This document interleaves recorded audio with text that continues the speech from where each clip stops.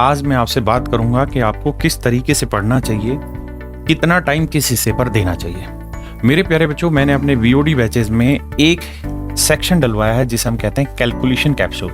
मेरे प्यारे बच्चों, ये कैलकुलेशन कैप्सूल का मतलब है कि छोटी छोटी कैलकुलेशन की ट्रिक्स इन कैप्सूल्स में डाली गई। बहुत छोटी छोटी वीडियो बनाई, कोई 2 मिनट की है, कोई 2.5 मिनट की है, कोई 10 मिनट की, कोई 12 मिनट की, ऐसे बहुत सारी छोटी छोटी वीडियो बनाई है कैलकुलेशन के ऊपर। इन कैलकुलेशन कैप्सूल को आप अपने अकॉर्डिंग जब आपके पास समय हो या जब आप पढ़ाई से बोर हो रहे हैं उस समय ओपन करिए और ध्यान से उसको पढ़ लीजिए, बस इतना। मेरे नन्हे मुन्ने बच्चों, अब मैं आपसे चर्चा कर रहा हूं कि आपको कैसे पढ़ना चाहिए, कैसे नोट्स बनाने चाहिए, किस तरह तैयारी करें कि अगले आने वाला 5 महीना आपके सिलेक्शन को लेके आए। देखो दोस्त, मैं आपको ये सलाह दूंगा कि जब आप अपनी पढ़ाई स्टार्ट कर रहे हैं तो जो सबसे पहला आपको चैप्टर पढ़ना चाहिए वो पढ़ना चाहिए डेसिमल। मैं जो आपको समझाना चाहता हूँ ये कि ये चैप्टर वो ज़रूरी है या ये मेरा सजेशन है जो आपको अच्छे तरीके से स्कोर दिलाने में मदद करेगा। दूसरा चैप्टर मेरे प्यारे बच्चों आपको पढ़ना चाहिए नंबर ऑफ डिजिट। तीसरा चैप्टर पढ़ना चाहिए डिजिटल सम। चौथा चैप्टर पढ़ना चाहिए क्लासिफिकेशन ऑफ नंबर।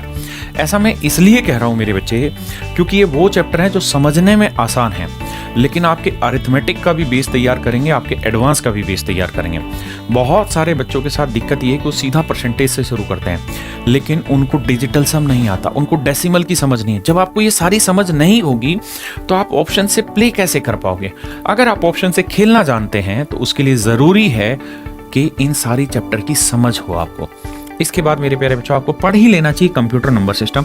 वैसे आज तक इससे मुश्किल से 2-3 ही सवाल आए तो बहुत ज़रूरी नहीं है, लेकिन पढ़ लेना चाहिए। अगला चैप्टर डिविजिबिलिटी पढ़ना चाहिए क्योंकि इतना जबरदस्त यूज है डिविजिबिलिटी का। अरिथमेटिक के हर एक क्वेश्चन में, हर ऑप्शन से लड़ने में आपको डिविजिबिलिटी से मदद मिलेगी, विभाज्यता से। मेरे प्यारे बच्चों, एपीजीपी हर जगह जरूरत पड़ेगी। उसके बाद आपको पढ़ना चाहिए रिमाइंडर थ्योरम, शेषफल प्रमेय। ये सारी चीजें सेगमेंट वाइज, सिस्टम वाइज बटी हुई हैं। इसके बाद आपको पढ़ना चाहिए यूनिट डिजिट, इकाई का अंक। इसके बाद पढ़ना चाहिए नंबर ऑफ ट्रेलिंग जीरो। इसके बाद आपको पढ़ना चाहिए नंबर ऑफ फैक्टर्स। मेरे प्यारे बच्चों, यहां तक मैं कह सकता हूं कि आपका मोटा मोटी नंबर सिस्टम का हिस्सा आता है। मैं आपको सजेशन ये दे रहा हूं कि आपको उसके बाद पावर शर्ट्स एंड इंडाइसेस पढ़ना चाहिए, फ्रैक्शन पढ़ना चाहिए। आप अरिथमेटिक में कहीं पे भी पढ़ेंगे कैलकुलेशन में, अगर कैलकुलेशन ये आ गई 999 सही 972 बटे 999 गुना 99, ऐसा कुछ कैलकुलेशन आ गई और अगर आपने यहाँ 100 ट्रिक्स नहीं पढ़ी, उसके कॉन्सेप्ट को नहीं जाना, तो वहां तो आप फंस के बैठ जाएंगे, आप कैलकुलेशन कर ही नहीं पाएंगे। इसलिए जरूरी है कि आप फ्रैक्शन पढ़ें। इसके बाद आपको कैलकुलेशन के बोर्ड मास की समझ हो, साथ साथ कैलकुलेशन कैप्सूल को रोज थोड़ा थोड़ा पढ़ते रहिए। और ये इतने छोटे छोटे चैप्टर हैं कि डेली आप वीओडी में 2-2, 3-3 चैप्टर डेली आराम से खत्म कर सकते हैं, कोई दिक्कत नहीं है। इसके बाद मेरे प्यारे बच्चों आपको सीरीज पढ़ना चाहिए। फिर आता है कंपोनेंडो एंड डिविडेंडो, योगांतर अनुपात। हर एक चैप्टर की जो पीएनजी है वो हिंदी में भी है, इंग्लिश में भी है। जो पीडीएफ है वो हिंदी में भी है, इंग्लिश में भी है। हर चीज़ मैं आपको पहले हिंदी में भी समझाऊंगा और इंग्लिश में भी समझाऊंगा। जो हैंड रिटन सॉल्यूशन मिलेंगे आपको, जो हाथ से लिखे हुए क्लास नोट्स हैं, वो दोनों भाषाओं में लिखे हुए हैं। पीडीएफ दोनों भाषाओं में, बोर्ड की पीएनजी दोनों भाषाओं में, तो आपको समझने में मजा आएगा।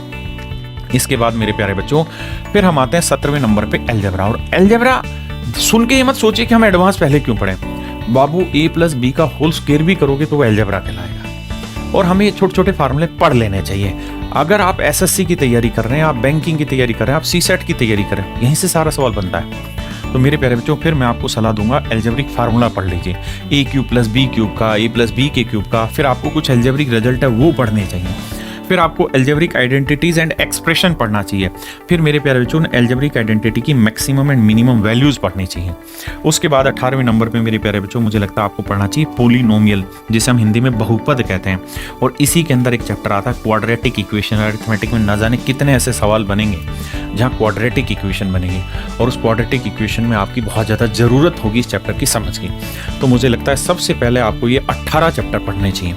जब आपके ये 18 चैप्टर कंप्लीट हो जाए उस दिन आप आइए मेरे प्यारे बच्चों अरिथमेटिक में और सबसे पहले पढ़ने की शुरुआत करिए परसेंटेज से, then compound interest, then simple interest, then profit and loss plus discount. ये बहुत बड़े बड़े चैप्टर हैं। फिर आप रेशियो एंड प्रोपोर्शन पढ़िए, फिर पार्टनरशिप पढ़िए, फिर मिक्सचर एलिगेशन पढ़िए, फिर एवरेज पढ़िए। फिर एलसीएम एचसीएफ पढ़िए, फिर टाइम एंड वर्क पढ़िए क्योंकि टाइम एंड वर्क में इसकी ज़रूरत होती है, फिर पाइप एंड सिस्टम पढ़िए, फिर वर्क एंड वेजेज पढ़िए, फिर टाइम स्पीड एंड डिस्टेंस पढ़िए, बोर्ड स्ट्रिंग पढ़िए, रेस्ट पढ़िए, प्रोबेबिलिटी पढ़िए, प्रायिकता पढ़िए, और फिर मेरे प्यारे बच्चों एक टॉपिक होता है स्टैट्स, सांख्यिकी। सांख्यिकी को अगर आप सही मायने में पढ़ना चाहते हैं तो मैं आपको सलाह दूंगा कि जिस दिन आपका एवरेज खत्म हो उसके जस्ट बाद आप स्टैट्स पढ़ें, उसके जस्ट बाद स्टैट्स पढ़ें। स्टैट्स में होगा क्या कि लगभग 50% कॉन्सेप्ट तो आपके एवरेज के मिलेंगे और 50% न्यू कॉन्सेप्ट होंगे, तो यहाँ आपको समझने में मजा आएगा, सेम सी चीजें मिलेंगी। इसके बाद मेरे दोस्त आपको डाटा इंटरप्रिटेशन यानी डीआई खत्म करना चाहिए अरिथमेटिक के एंड में। कैलकुलेशन कैप्सूल रोज करने हैं, मिस नहीं करना किसी भी हालत में। और मेरे बच्चे जिस दिन आप इस सिलेबस तक पहुंच जाए, यानी शुरुआत में नंबर सिस्टम, सिंप्लीफिकेशन, अलजेब्रा के कुछ चैप्टर बताए, पॉलिनोमियल के बताए, उसके बाद पूरा अरिथमेटिक के, जिस दिन आपके चैप्टर खत्म हो जाए मेरे बच्चे, उस दिन आपकी शुरुआत होती है मॉक टेस्ट देने की। और फिर आप मॉक टेस्ट भी रोज लगाइए और इसके बाद आ जाइए एडवांस पोर्शन पे। एडवांस पोर्शन की शुरुआत करनी है आपने ट्रिग्नोमेट्री से, त्रिकोणमिति से, उसी में हाइट एंड डिस्टेंस आएगी। ये नाम छोटा है ट्रिग्नोमेट्री, लेकिन इसमें बहुत सारे कंटेंट, बहुत सारे छोटे छोटे चैप्टर शामिल है। फिर आना है मेरे बच्चे ज्योमेट्री से। ज्योमेट्री में बहुत सारे छोटे छोटे चैप्टर हैं, सर्कल है, कोड्स हैं, बहुत सारी चीज़ें हैं, ये सब पढ़ना है। इसके बाद मेरे प्यारे बच्चों आना आपको मेंसुरेशन 2D। मेरी क्लास में मेंसुरेशन 2D जो है वो मैं ज्योमेट्री के साथ ही पढ़ाता हूँ या ज्योमेट्री में मिला के पढ़ाता हूँ, मेंसुरेशन 2D। फिर आता आपका मेंसुरेशन 3D जिसमें वॉल्यूम होता है, 3D फिगर्स होती हैं। फिर आता है कोऑर्डिनेट ज्योमेट्री, और यहाँ मेरे प्यारे बच्चों आपका टोटल एडवांस हिस्सा खत्म हो जाता है। तो मेरे बच्चे मैं उम्मीद करता हूं कि आपको समझने में इसी तरीके से मजा आएगा। मेरे प्यारे बच्चों मेरा अरिथमेटिक एडवांस दोनों बैचेज आपके साथ अवेलेबल है। अगर आप एडवांस वीओडी लेना चाहते हैं 599 की, अरिथमेटिक वीओडी लेना चाहते हैं 599 की, और अगर आप दोनों मिलकर लेते हैं तो आपको 200 रुपये का डिस्काउंट होता है और 999 रुपये में कंप्लीट मैथ तैयार करने का मौका मिलता है। मेरे दोस्तों अगर आप भी सिलेक्शन लेना चाहते हैं, अगर आप भी अपना सिलेक्शन लेने के बाद मेरे साथ चाय पर चर्चा करना चाहते हैं, अपने जीवन की जर्नी और लाखों बच्चों को बताना चाहते हैं, तो मैं आपका इंतजार कर रहा हूं।